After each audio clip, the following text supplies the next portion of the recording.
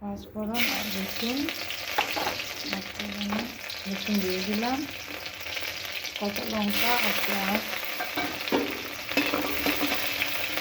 কাঁচা লঙ্কা পেঁয়াজ রসুন পাঁচফোড়ন ভেজে নেব।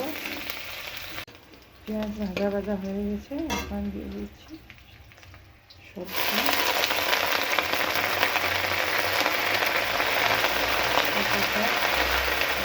দিয়ে দিলাম। এখন দিয়ে দিচ্ছি লবণ, হলুদ, ঢাকনা চাপিয়ে দেব।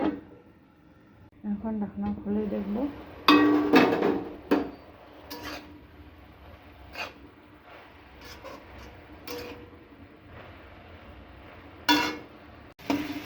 পাতা শাকের তরকারি আমার রেডি হয়ে গেছে।